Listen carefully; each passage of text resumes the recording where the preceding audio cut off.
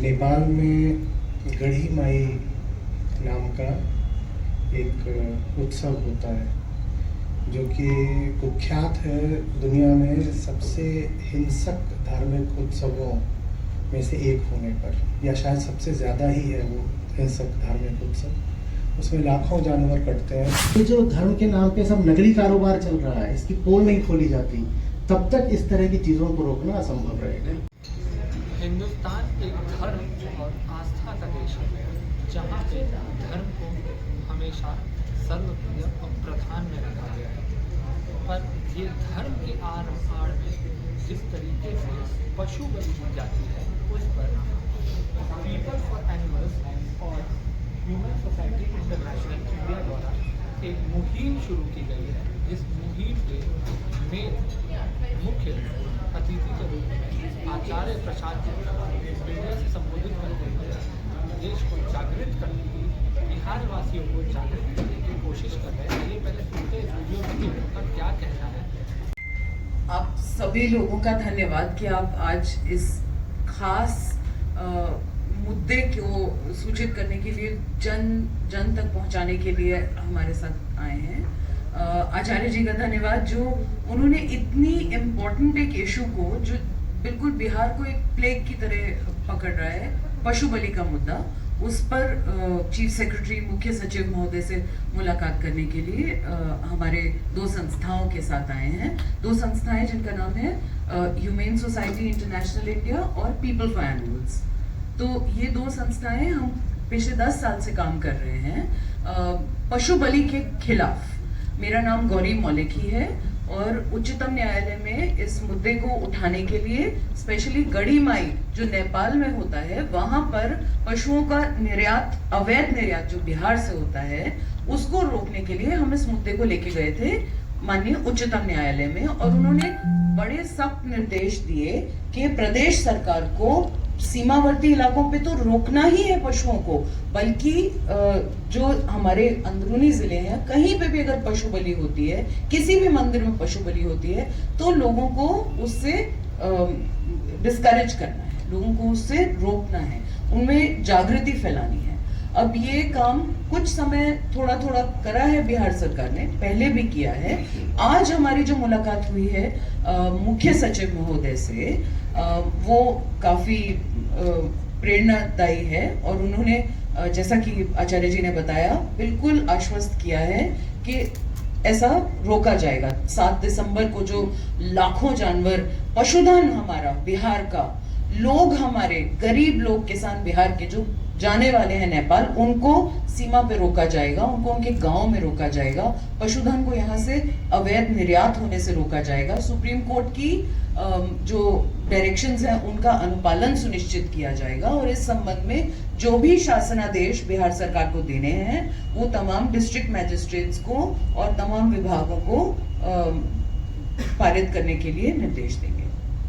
हमारी खास धन्यवाद है माननीय मुख्यमंत्री जी का।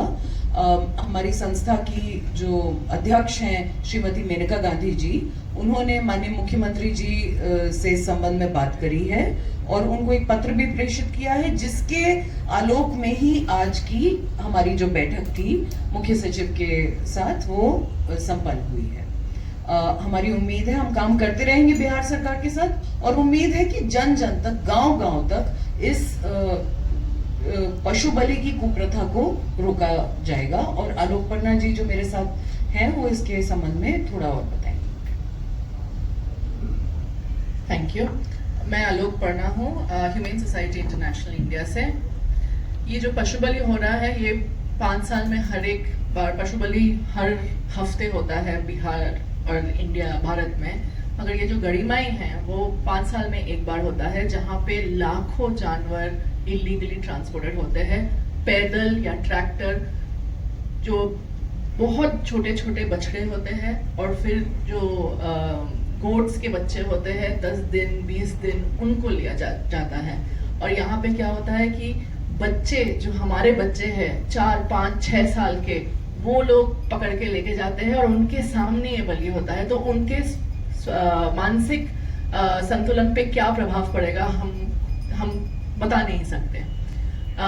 तो ये तो एक होता है बहुत ही अगर आप जाएं बॉर्डर पे तो आपको दिखेगा कि डर सा लगता है जैसे जानवरों को लिया जा रहा है। वहां पे जब जो 10 से 15 किलोमीटर दूर है रक्सौल के बॉर्डर से, वहां पे जब लाया जाता है, एक बड़ी सी अरीना रखी जाती है बफेलोज के लिए, और फिर ट्रैक्टर्स में जो बकरों को लेके आते हैं वहां पे उनका सर ऐसे ही कटता है, बच्चों के सामने, औरतों के सामने, मर्दों के सामने।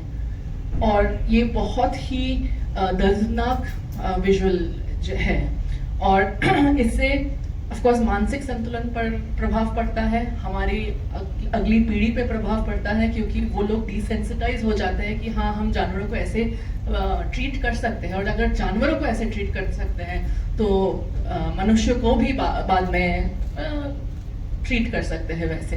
तो ये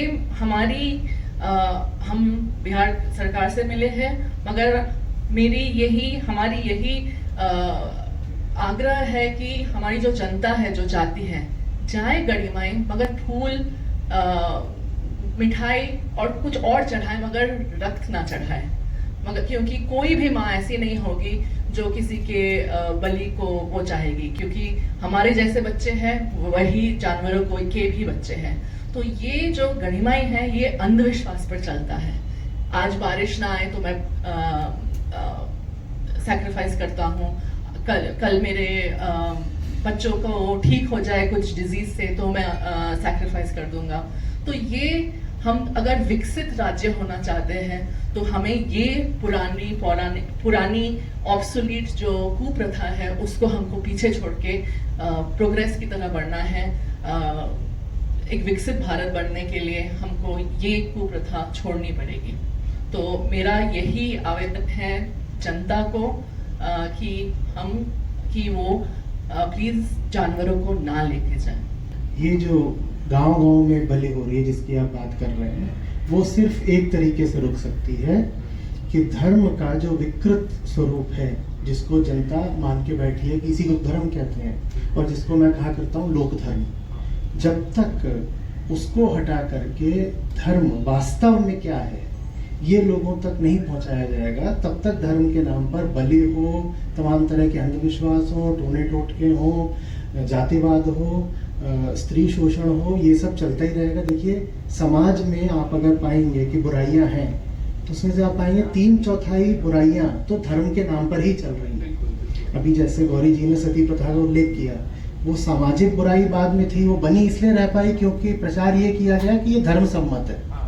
तो जब तक जनता तक ये खबर नहीं पहुंचाई जाती, ये शिक्षा नहीं पहुंचाई जाती कि वास्तविक धर्म क्या है, और ये जो धर्म के नाम पे सब नगरी कारोबार चल रहा है, इसकी पोल नहीं खोली जाती, तब तक इस तरह की चीजों को रोकना असंभव रहेगा। आपकी चीजों को हम बहुत पहले से देखते आ रहे हैं और आपकी जो सक्रियता है वो काफी सराहनीय है, इसमें कोई दो राय नहीं है। बट एक चीज जो बहुत ही मजबूती से मैं बताना चाहता हूँ, क्योंकि मैं इस पे काम कर रहा हूँ, मैं भी इस पे काम कर रहा था अपने चैनल के माध्यम से, तो मैंने देखा कि ठीक है उन चीज़ को हम अवेयर करके उन लोगों को रोक सकते हैं, बता सकते हैं, बट ये ह्यूमन साइकोलॉजी से वो कनेक्ट हो चुका है, उसको बदलने में थोड़ा सा मतलब बहुत स्ट्रगल करना पड़ रहा है लोगों को समझाने। देखिए हर इंसान ले दे के अपनी भलाई चाहता है। हाँ। अगर हम उनको ये दर्शा सकें कि आप जिन चीज़ों में, रूढ़ियों में, अंधविश्वासों में, लोक धर्म में, कुप्रथाओं में, परंपरा के नाम पर जो चल रहा है उसमें फंसे हुए हो, उसमें नुकसान है आपका।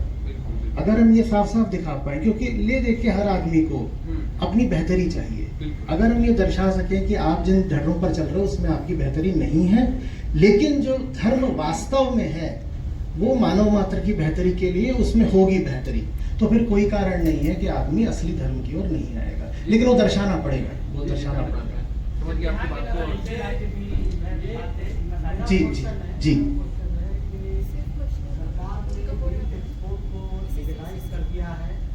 इंडिया ब्राजील के बाद विश्व में दूसरा सबसे बड़ा एक्सपोर्टर देश है बीफ। जब सरकार ने बीफ एक्सपोर्ट या इसको लिबरलाइज कर दिया है, वैसी स्थिति में हम चाहे वो धार्मिक आयोजनों या फिर भोजन के तौर पर या किसी तौर पर इसकी बलि दी जा रही है जानवरों की, तो आप कैसे, जब सरकार जो चीज़ को फिलहाल